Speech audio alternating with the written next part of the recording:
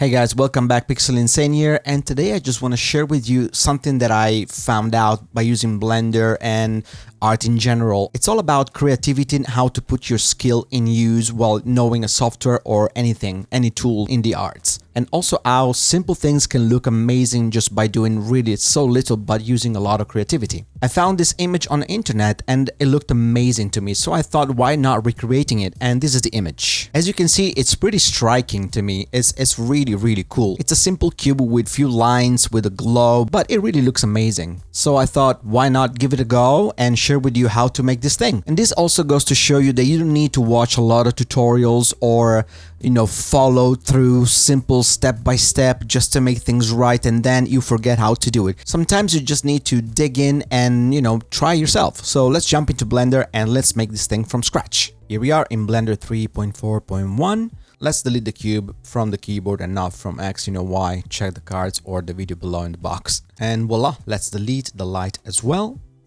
And we're gonna create a new cube.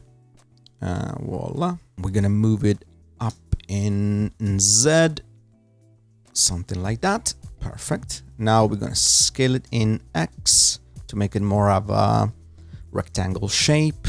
And then in side view, edit mode, I'm going to move this one quite a bit in Y, something like that. I should be fine. Also, let's place the camera right now. So in front view, then wireframe like that, and Ctrl-Alt-0 and snap it. I'm going to split my window just to see better.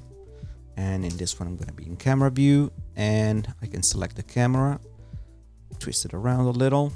We need to be inside the cube, so let's get inside. We don't see the edges, and something like that. Perfect. Also, we need to delete this face so we can see inside. In edit mode, press face and then delete face. Now we need to recreate the zigzag line, this one right here. Let's do it. It's easier than you think. We just need to add a single vertex right here. Bam! And perfect. Now in wireframe mode, and then in edit mode, which will snap you already in edit mode, select the vertex and go to and select the vertex mode itself. And then we can start extruding, literally just like that. We're gonna move this one right here first, for example there, and then extrude 1, 2, 3, 4, 5, 6, 7, 8, 9, 10 and 11, something like that. I mean, it's pretty easy. And then we need to move the vertices around just by moving them with G. So G, and then like that, just eyeballing them. I'm not gonna bother you with this one, so I'm gonna move forward. One eternity later. And voila, after a few tweaks here and there, we just got what we wanted. So now to make it thicker, it's very easy. Let's go to object mode, selecting our vertex or our extrusion, what do you want to call it. And in the modifier properties, we're going to add the skin modifier. We need to tweak a couple of settings to see it as we want, and we are done. In the skin modifier, to scale something, you need to press Ctrl-A while in edit mode. It doesn't work like normal, and I'll show you. So edit mode, wireframe, and I selected one vertex and then Ctrl-A and I can scale it. It's pretty cool. So let's do that again. And voila. So I'm going to select all and then Ctrl-A, and I'm just going to make it really small. The smaller, the better. Something like that. And voila. And then I'm going to add a subdivision surface just to add more geometry. Something like that. And I'm going to apply everything by pressing Ctrl-A. Voila. Now we're done with the modeling, we can go to the shading tab. So I'm going to split my view in horizontal and I'm going to go to the shader editor. So the first thing, I'm going to shade the cube, very easy, new material. Just going to change the color to something like this, like a dark blue.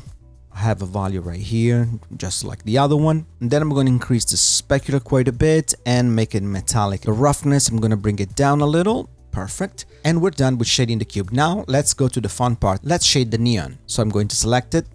Also, let's rename this one. Let's call it cube material or whatever you want to call it. Selecting the neon and then new material. But I don't want to use the principal BSDF. I'm going to use an emission node. So let's do that. You can either delete this node by pressing delete, Shift A and then search for the other one. But there is a quickest way to do this. By pressing Shift S, you can replace the shader. So I'm going to shader and emission right here. And now we can set our render view right away. So make sure you are in Eevee for this one. Ambient occlusion, boom, screen space reflection with reflection on and everything. High contrast is fine. And let's add an area light just to light the cube a little bit. So Shift A, light area. Go into side view and rotate it like this. Perfect, move it back. I'm gonna move it behind the camera and I'm gonna make it bigger. And then in the properties, I'm going to change the power, something like 500, maybe a little more, 700, maybe 600 is fine for now. All right, let's shade our neon. We are there with the emission. Let's increase the emission strength quite a bit, like around 30 or something, maybe a little bit more. We will see what it looks like. Let's hide the gizmos and the overlays so we can see better. To get this effect, we need like a gradient light. We need a color ramp and a gradient texture. So let's do that. Color ramp right there. And I'm just gonna add these two colors. This blue right here. Perfect. And then on this one, this orangey. We can use whatever you want, really. Perfect. Now we're gonna add the gradient texture. Gradient texture right there. Perfect. As you can see, is already start to work. We're gonna press Ctrl T and add a mapping node and a texture coordinate. Why? Because we can manipulate them to have this gradient nice. Also, we're gonna use object instead of generated. And then I'm going to set my X rotation to 90 degrees. And then I can start moving the Y axis and start seeing the effect. That looks really, really cool. Also, I think we need to increase the strength up to 50. And then in the bloom options, we're gonna make it the radius down to 5 or something. And I'm gonna crank up the intensity quite a bit, something like 0.2, maybe 0.5. And let's give it a quick render to see what it looks like. And it looks awesome already. It's pretty cool. We can change a little bit the direction by going in here. So yeah, something like that. Also, we can animate the camera if you want, just by selecting it. And then press I to insert a location and then go to frame 100. Also, let's put it right there and then press home and perfect. Now in this view, I'm just gonna move it right inside and then press another location or available. Location is fine. And then we can play the animation.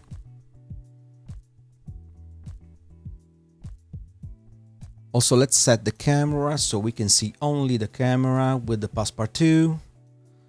All right, and then we can press play.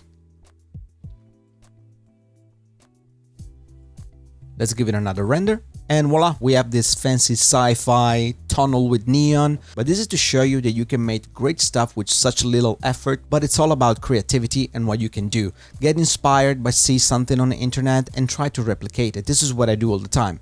I'm going to show you what I've been doing for the past 2 weeks. Remember this?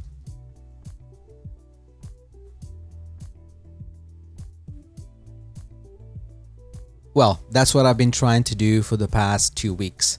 I recreated the whole scene in 3D, every single detail, as you can see right there. It's gonna take a lot of work still, but it looks pretty cool. I'm gonna show you the render of the first frame and the last frame. This is the first frame from the actual film, and this is the first frame from my animation. Let's do the last one, which is a really cool one. This is the last frame from the movie, and this is the last frame from my project. That's it for this video. I hope you really enjoyed it. If you have any questions about the technique that I use, please let me know in the comments down below. And also, if you want me to make a tutorial on this one right here, that would be great. It's gonna take a while. Also, I'm really struggling with the shader of the suit. It's taking me ages. This is the 5th attempt of the shader itself. It's just killing me. It's not coming as I wanted, but we will try. Instead of telling you to do blah, blah, blah, well, I'll let someone else do that for me. Yeah, it's Tony Stark. You know who I am. And I'm telling you to subscribe and all the other fancy stuff. Because Insane is a nice dude. Come on. Well, thanks, Tony. Thank you so much for watching, guys, and I'll catch you on the next one.